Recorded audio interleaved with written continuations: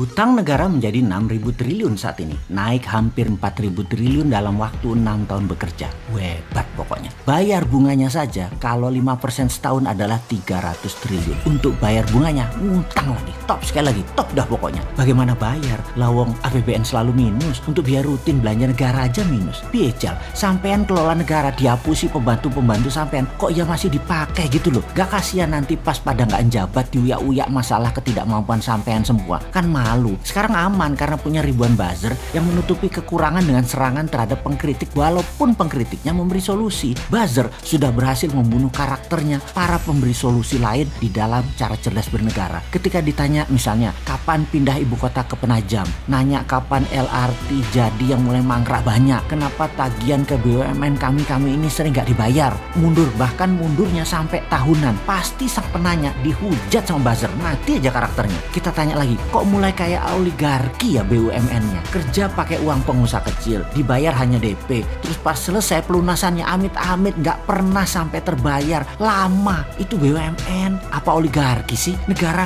ngutang terus lagi solusinya saat ini di dalam APBN. Lalu supaya nggak ngutang, mulai ada wakaf tunai berbungkus syariah, dan yang jadi pengurus syariah adalah mereka yang dekat istana yang akan digadang jualan dirinya untuk bisa jadi presiden di 2024. Yang tujuannya adalah siapapun pejabat saat ini nantinya di tahun 2024 ketika nggak ngejabat, di mana temennya nanti yang menjabat, mendaratnya supaya mulus atau soft landing. Jadi ketika tidak menjabat nanti hidup mereka enak, supaya kegagalan masa lalu di cover sama pejabat nanti yang memang orangnya mereka juga. Jadi sudah harus didesain walaupun masih 4 tahun lagi siapa nanti calon pengganti mereka. Seru ya. Dan mulailah dengan menggunakan pencitraan wakaf tunai dan syariah dan pengurus-pengurus, yaitu lihat yang digadang saat ini adalah yang selalu dapat pekerjaan berlapis-lapis agar terlihat berprestasi dengan berbagai fasilitas. Dalam hal wakaf tunai, ekonomi syariah, nama Erik, Sri Mulyani, Puan dimainkan. Lalu nama pejabat seperti Erlangga dan beberapa pemain lain adalah mereka yang akan digadang-gadang di 2024. Ini semua dikaryakan. Ini bagi rakyat. Banyak yang tanya, mau kerja untuk rakyat atau promosi dirinya? Kalau Bosman Sontoloyo memang promosi, menjual konsep bernegara yang disebut Mardigunation dan konsep ekonomi yang bernama Mardigunomic, menantang siapapun di tahun 2024 yang akan jadi pemimpin bangsa ini. Yuk duel platform bernegara. Apa Bosman Sontoloyo mau jadi presiden? Oh enggak bakal. Konsep platform yang dijual yang harus dipakai oleh siapapun yang mau jadi pemimpin dengan pola new mind. Dan menurut saya pribadi, semua yang di sekeliling pejabat sekarang dan partainya tidak memilih konsep MMT Mardigunomic yang new mind, karena mereka semua masih old mind. Tapi saya yakin